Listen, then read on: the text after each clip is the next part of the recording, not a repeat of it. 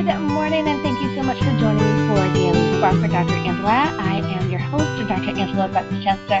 You know what I like to do on my show. I want to enlighten, empower, and inspire you to become your best self. Scripture reminds us that the tongue is a small thing that makes grand speeches, but just a tiny spark can set a great forest on fire. And today we are talking empowerment. We're talking dreams and wishes and dreams. My guest today is Mrs. Theda Yager, and she has such an awesome life that I cannot wait to share it with you, but she's also written this book, and I think that you are going to enjoy your time with us. So let me tell you a little bit more about Mrs. Yager. She has received her Bachelor's of General Studies, a BGS, from Chaminade University in Honolulu, Hawaii, her Master's of Education from Texas State University, formerly Southwest Texas State University in San Marcos, Texas. She has an associate school psychologist and has worked with children with emotional, physical, and educational challenges. She is also a licensed marriage and family counselor and a licensed clinical professional counselor. Theda has been married to Don Yager for over 61 years. They have 3 married daughters, 10 grandchildren, and 14 great-grandchildren. The great-grandchildren range in age from 10 years old to 8 months. Theda loves traveling, arts and crafts, writing, cooking, and entertaining. She and Don have traveled extensively. They have visited all 50 states and have lived abroad. Theda has several more places to travel on her bucket list. Theda was a military wife. Her husband, the colonel, was active duty for 21 years before retiring.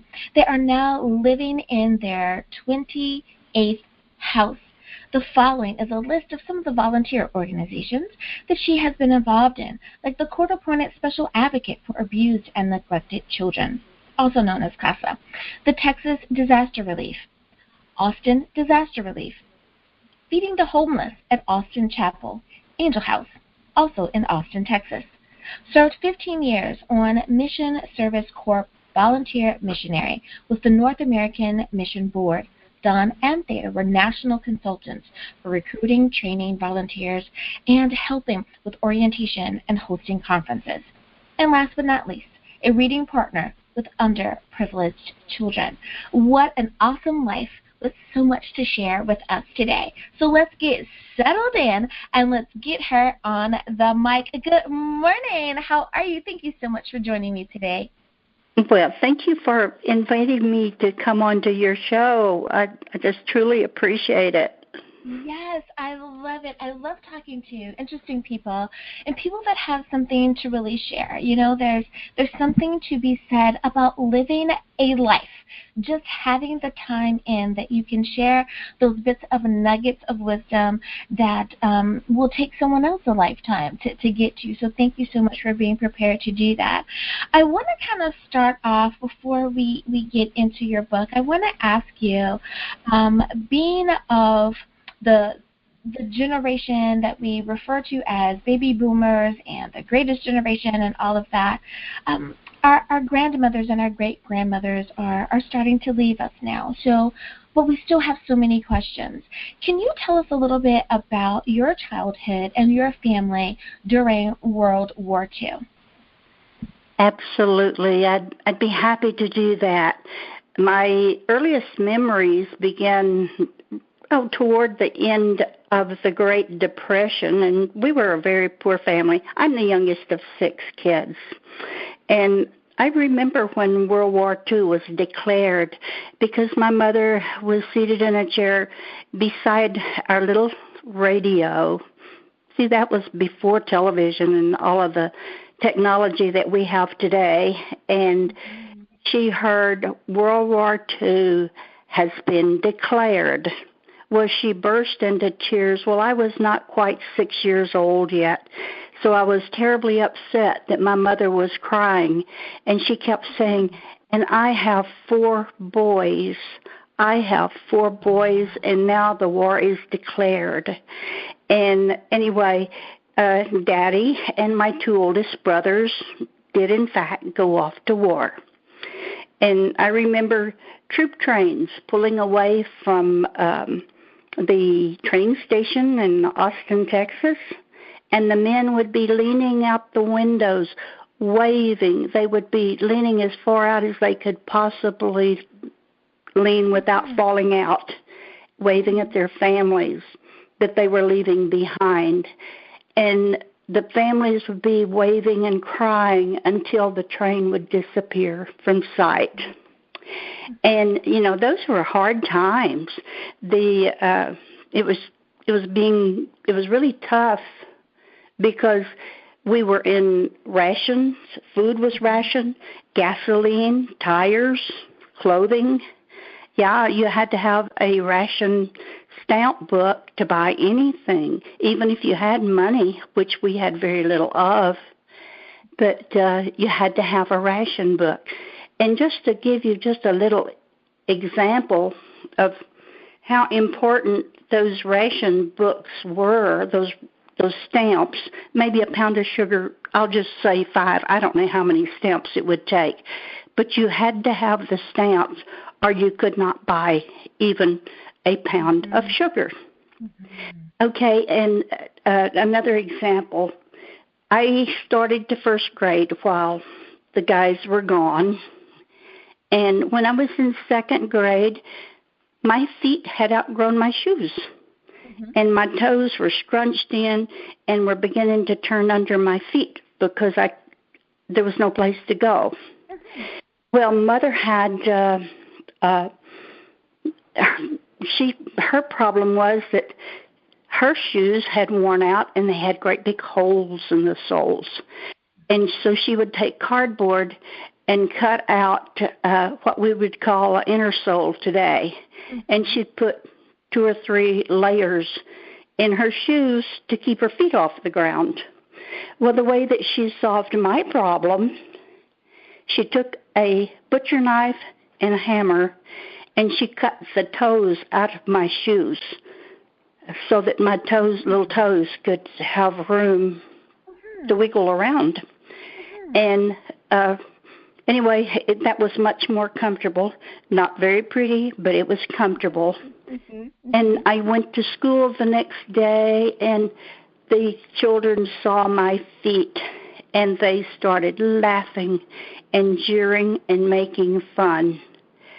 And a little second grader will try to protect themselves. So I would try to get behind a piece of furniture, or I would sit on my feet so no one could see because I was embarrassed. Anyway, that was just a couple of examples to give you an idea what it was like living during that time. Well, we were living on a very poor little dirt farm out on the prairie, and Mother was just doing all she could to take care of her 4 kids that she still had at home. And I'd always been told that angels travel by flying, that they have beautiful wings. Well, one day, this beat up old rattletrap pickup pulls up in front of our house. Well, of course, we were all curious, and we went outside to see who might be there. And this little black man and lady got out of the pickup, and he looked up at the house, and he said, "Ma'am, I see that your menfolk have gone away to war. You see, we had a white flag in front, hanging in the window that had 3 stars on it, signifying a star for each military member." Okay? And he said, "My wife and I have no place to live." And he said, "I see on the back side of your property that you have there's a little vacant house back there. Ma'am, would you let us live in that little house?" And he said, "I'll put your crops in for you, and we can work it on the shares." You know what? That might just been a little couple that was the age of my grandparents, but I'll forever believe they were God's angels because they came at a specific point in time when we desperately needed them. And Mother and Miss Laney would work side by side. They canned vegetables. They made homemade lice soap. They made hominy. They did all these things. Mm-hmm. Oh, by the way, you've never lived if you haven't taken a bath in a number 2 wash tub with a bar of homemade lye soap. It's an experience to remember. Anyway, they worked side by side, and we would not have made it, either one of us, without the other through that difficult time. Many years later, I married Don, and we had a little baby girl. And I couldn't wait to take my little baby girl to meet Mr. and Ms. Williams. And it was with joy that I placed my little baby in her big old loving arms, because he's one of the first people I want to see when I get to heaven. But back to the war issue. At the end of the war, Daddy and the 2 brothers all came home. Mm-hmm. Our family was very blessed. And Daddy had been in the Aleutian Islands, and number 2 brother was a Navy fighter pilot. He was stationed on an aircraft carrier, the Savo Island, and he was in the South Pacific. But number 1 brother joined the Army to see the world. Well, he was a computer operator and had been working at Kelly Air Base in San Antonio. The government saw him as more valuable at his old desk than in a foreign country. And that'll give you just a wee tad glimpse of some of the time during World War II. Mm-hmm. What a beautiful way to start my show. It really kind of gives you such a great basis to be able to share all of the beauty that has not only started with you as being a child, but the stories that we're about to hear of how your life has progressed. Well, it is time for us to go to break, but before we do that, if you will please, can you remind everyone what is the title of your book and where can they find you online? Actually, I have 6 books. 4 are in print now, and they can be found at Amazon.com and also Westbow Press, and they can be ordered through Barnes & Noble. Mm-hmm, mm-hmm. And I am on Facebook, Theda Yager. All righty, listeners, we'll be back right after this.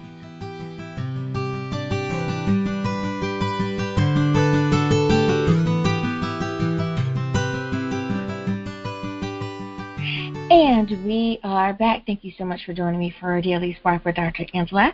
I am Dr. Angela Butts-Chester. My guest today is author Theda Yager, and she's talking about her book, Dreams and Wishes and Dreams.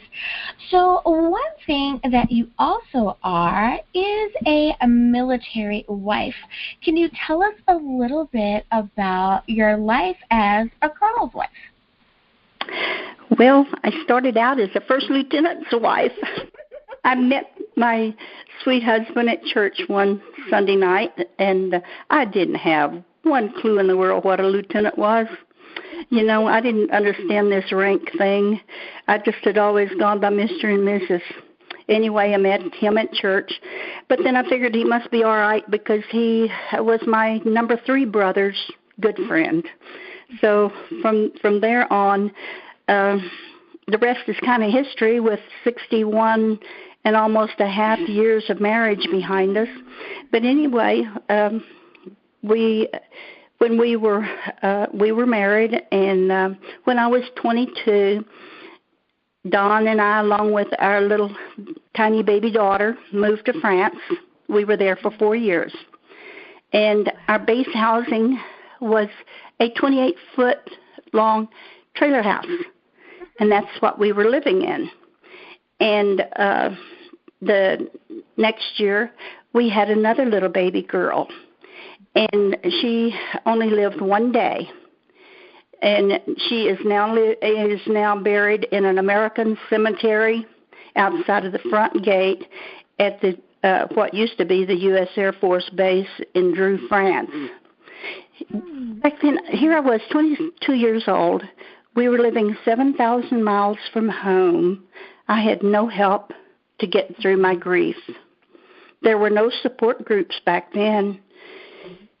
Everybody handles grief in their own way. And my husband turned to his career.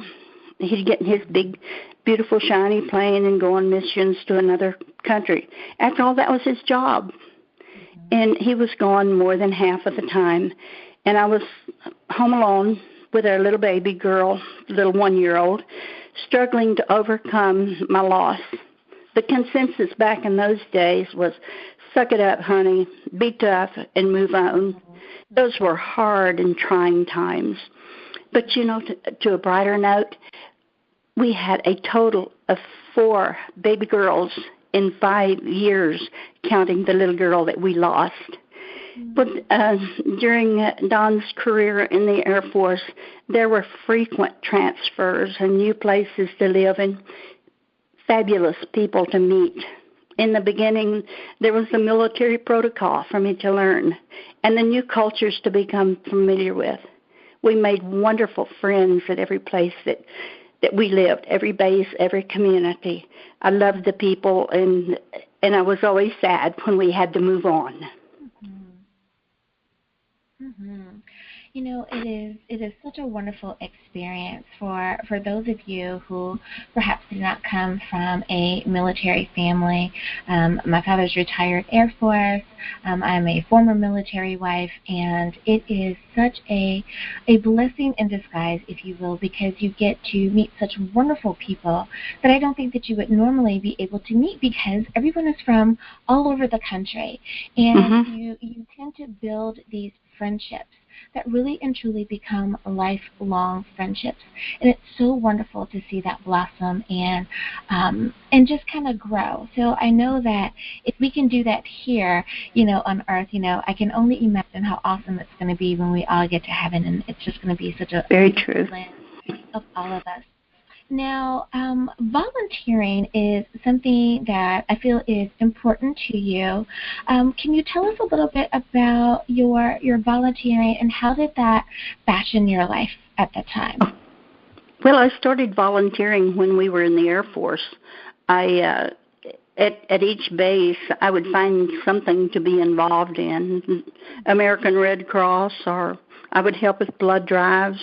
I volunteered at the base hospital. And at church, of course, there was Vacation Bible School, and I tutored children at school. I taught art classes to children in our home. And back then, art was more organized than it is today, as I'm understanding the way that it's being taught today. And I was teaching basic charcoal and pencil drawings, followed by oil painting.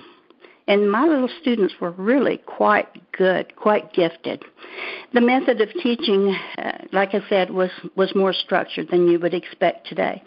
Anyway, the number one rule was never, never, never sit a loaded pallet of paint in your chair. Yes, one student did. But do you know she never had to be reminded again? So, yes, that was that experience. And also, I took college courses wherever we were living, if I could work it into my schedule. And I took 6 weeks long cake decorating class.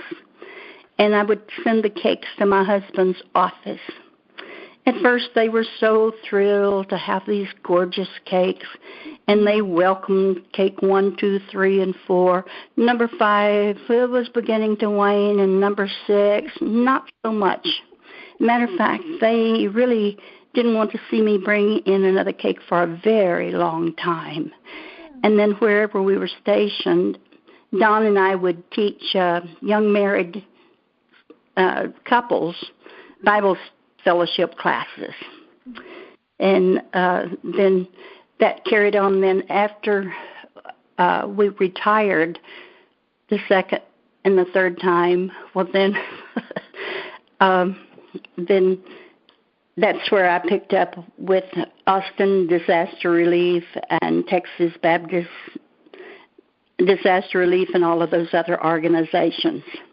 Mm-hmm.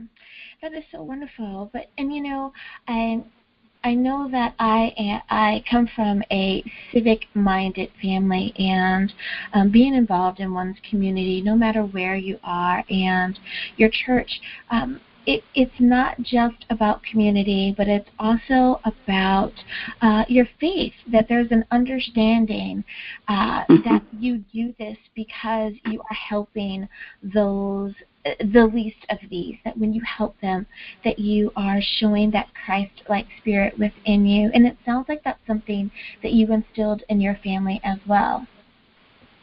Yes, one daughter she's raised one set of twins that are foster children, and then she adopted another set of twins because they were wards of the state, and she adopted those.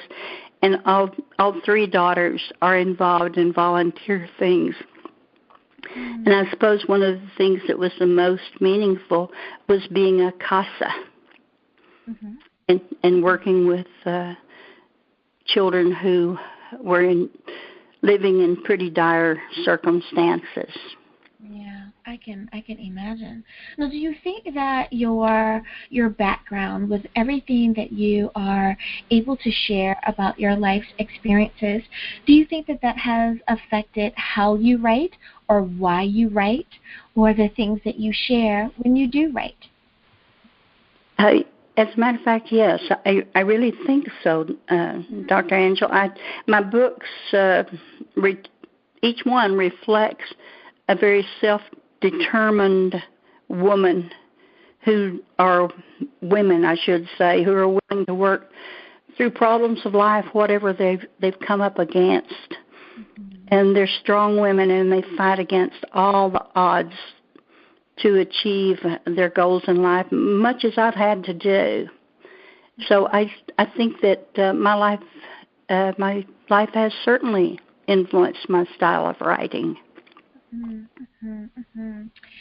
As you share your stories, it makes me think about the beautiful stories that my grandmother was able to share with me, as well as some aunts and some uncles.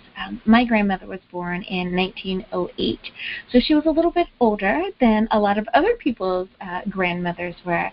So I refer to them many times as the beautiful stories of our pioneering women, and how they were able to bridge the gift of God, family, and country, and really instill that in us, and share with us a certain appreciation that though things may have been a little tougher than they are now, that gave you a bit of tenacity. It taught you to appreciate what you have, but to also look forward to tomorrow for the promise of the hope that God gives to us. And I hear that in the stories that you're sharing right now. Thank you for reminding us that that's still present even in our today. Exactly. And as a matter of fact, you just described dreams and wishes and dreams. I cannot kind of express how I just love that, to be able to sit down and hear those stories. Don't get me wrong, technology is a beautiful thing, and the times that we're living in now, there's a beauty in it right now, but I just love that the quaintness of it all, and sometimes being almost forced, for those of us now, forced to sit down and to not go to our phones or go to television, but to spend that family time together and just building each other up and reminding each other that we're going to be there for each other. And that camaraderie and that love that you definitely have for each other. Now, we have about a minute before we need to go to break, but I want to give you this opportunity to, if you would please, is there something that you would like to share with our to our listeners, that when they pick up a copy of your book, what do you want them to make sure that they get out of Dreams and Wishes and Dreams?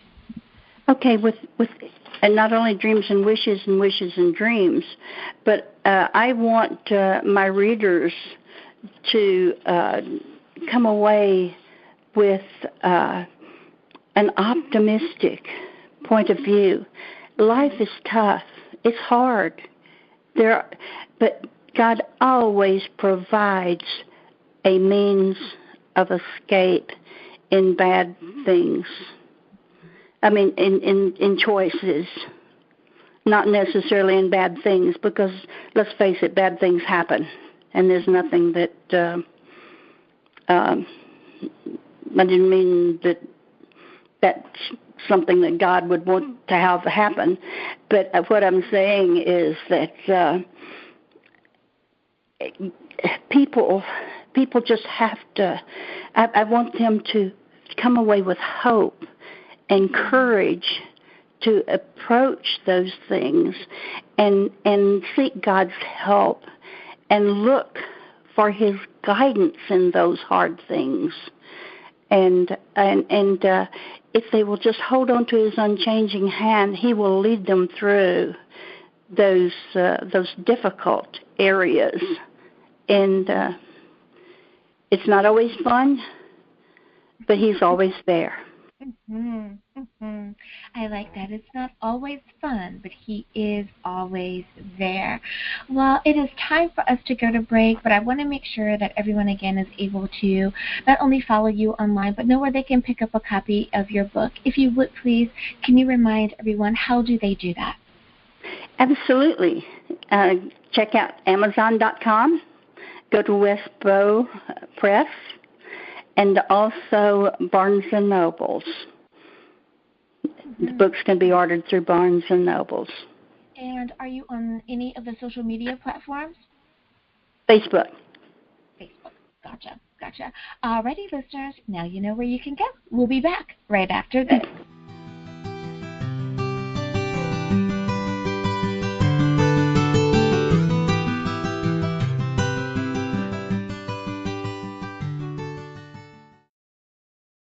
Hi everyone, Dr. Angela here. Did you know that Daily Spark is now on Facebook? That's right, you can visit with me at facebook.com/Daily Spark with Dr. Angela. I want to know more about what you're thinking. I'd love to know, which interview did you find the most entertaining or the most informative? I want to talk to you, and I want you to be able to talk to me. Simply visit facebook.com/Daily Spark with Dr. Angela. And we are back. Thank you so much for joining me for Daily Spark with Dr. Angela. I am your host, Dr. Angela Butts-Chester, and my guest today is author Theda Yager, and she is out of Austin, Texas. I've been to Austin, beautiful city. And she has not only authored the book that we're talking about today, Dreams and Wishes, Wishes and Dreams, but she has so many others that you can choose from as well. And of course, she is on social media. You can find her on Facebook. So, Theda, I want to ask you this question. So many times we write books, and it kind of reflects a little bit of our personality, even though we may be writing about fiction. So my question to you is, do your books reflect a little bit about you, or what do your books have to say about who you are? I think they do. I really do, because I'm not a quitter. Mm-hmm. I'm an overcomer. I'm a survivor. And that's what I want people to hang on to. They may be going through deep valleys and trials of every sort, but hang on and keep going, because the sunshine is just over the next hill. Just keep working at it. And that's, I've learned that life is hard. It's brutally harsh at times. And just keep your eyes on your goal and keep working toward your goal, and do not be diverted from that. Mm-hmm, mm-hmm. Do not be diverted from that. Keep your eyes on the goal. I love that. Such nuggets of wisdom to definitely live your life by. Now, like I mentioned before, you are a true author in that you have several books to choose from. So I know that we sometimes, don't want to say that one is a favorite. So I'll ask, do you have one that you prefer over another, or one that is more of a bestseller in your heart? Well, each time I write a new book, I think, oh, this is my favorite. This is the best one. Mm-hmm. But then I'd look back at Dreams and Wishes, which is my flagship. And in this story, you see you look at this young girl who's struggling in an impoverished city in Alabama, no less. Mm-hmm. And the struggles that she goes through, and the fact that she never complains about what she doesn't have. She's thankful for what she does have, and she keeps her eye on the goal. And so that could be, in a way, since it's my first, it's kind of like your first child. You look back at that one. And anyway, but one of my friends who works with young people who have challenges in life have used this book in a way that I had never thought of. He uses Dreams and Wishes, Wishes and Dreams with his kids, and he has them read that book and then to discuss choices in life. Nice. And what happens with good choices and what happens with bad choices. And then the kids go through and they discuss this. So, which really amazed me that he found that use for my little book. Mm-hmm, mm-hmm. Isn't it wonderful how we may think that something that we've been given is going to be utilized in a certain way, but then God just opens that door and he says, hey, you didn't think of this, but I did. I'm going to place it in this person's life in a particular way that's still useful. And it's like, wow, God is just so awesome at how he makes sure that people understand and they get the message that they need to get the way that they need to get it. And that's really neat. But I like how it also seems to kind of go back to one of the things that you were talking about, and the importance of family and building that time together. So what a wonderful way to have family time in utilizing a book that shares really great values about family time and how to make sure that we're utilizing our time here on earth the best way that we possibly can.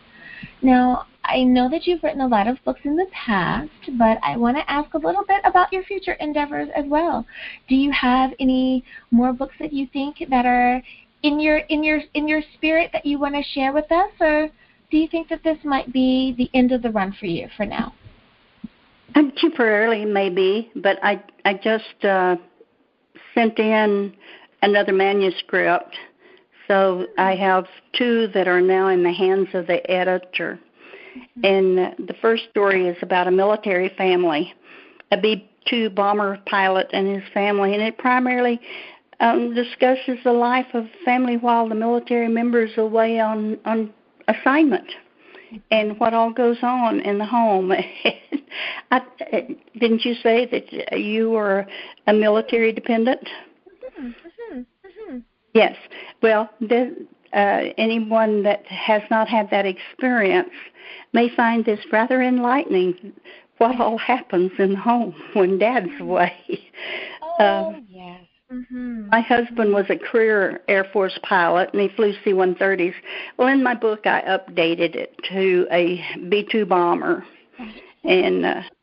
But military dependents of all ranks and branches and services can relate to this book. Their dependents can relate to this book because the challenges that dependents encounter are so very similar.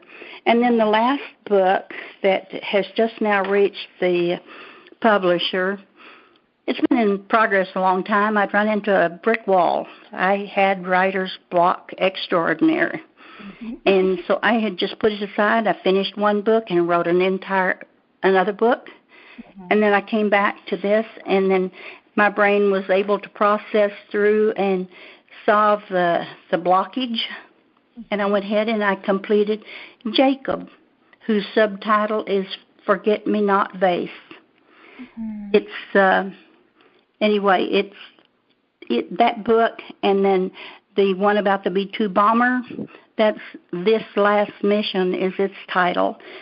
That one plus Dreams and Wishes are all three of those. But in this last story, it's about a young woman who's in her senior year of college and became pregnant. Her father did not react well and literally threw her out of the house. And I think you'll fall in love with Jane Ann, and you will fight for her as she struggles through her situation.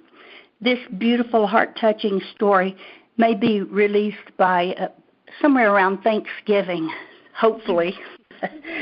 And this book is dedicated to every woman who has been abused, either verbally or physically, and has overcome that painful experience. And if this describes you, sweet one, you are a survivor. You've overcome your difficulty. However, if you're still caught in that trap, please seek help. There are organizations that will help you and your children.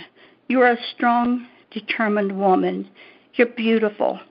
Keep on keeping on, sweet one. Keep striving for a better life. You can do it. Please don't give up. Mm-hmm. Such beautiful words. And, like you said, if that applies to you, please don't give up. Such reassuring words. And as you talk, and you were sharing the story of you remember, your family members on the train and they're waving and, off they go. It made me think about when being at Camp Lejeune and seeing the guys getting on the bus and driving off. Though it may have been a different form of transportation, I think the tears were the same. It was a different time period, but the pain and the worry and the concern was the same, because that's your blessed, beloved one on that mode of transportation going off to war. And exactly. the one thing that I remember so much is that we had members of the various organizations that we were a part of. If you're a military wife, then you know what I'm talking about. You have the various clubs that you can join. And I loved how some of the senior ladies would come and help the current wives decorate the base with the yellow ribbons, and we would have the various things just to kind of keep, us wives busy and try not to worry. I took my job as being a military wife very seriously. So yes, I was involved in bake sales, and I was there to support some of the other women, and I was there to love them and pray with them and support them. We really do need to remember that as well, that even though it's different, it's a different time, and it may be a different war, but boy, can we sit down and share those stories and encourage other women. So if you're listening and you are a military wife, or you were a military wife, what a great thing that you can do is purchase one of these books and share it with that current military wife. And just a reminder that there were all sisters in that, and we all have a bit of wisdom that we can share, but definitely we have arms that we can hug each other and comfort each other in that time when our loved ones are off at war. Thank you so much for sharing that with us today. It's my pleasure. And one last time, and I hate to get off the show. I hate to leave you here because there's so much more that I would love. Like I said, I'm a grandma's gal, so I loved listening to the stories, and because we're so kind of disconnected sometimes with the realities that are going on today, with all of the things that we have to distract us, and just being reminded of being grounded and how important again that sense of family is to us, and having that Christian foundation and having that be a part of who we are. I just love talking to you. So I tell you this, when you write your next book, please be sure to come back and visit with me. I would love to be able to share it with our listeners. Thank you. I'd love to do that. If you will, for the very last time, can you remind everyone where can they pick up a copy of your book? And if you're on social media, your website, just all that good stuff, where can they, how can they stay in contact with you? Okay, Amazon.com. They can pick up any of my books there. And also Westbow Press and Barnes & Nobles, and I am on Facebook. Alrighty, listeners, thank you so much for spending time with not only myself, but author Theda Yager today. And you can visit her, of course, online at facebook.com. That's /author Theda Yager. Her first name is spelled Theda, Yager, Yager. And as always, may the Lord continue to shine His face upon you. May you receive His grace and His mercy in all that you do. Until next time, everyone, be blessed in the Lord. Bye-bye.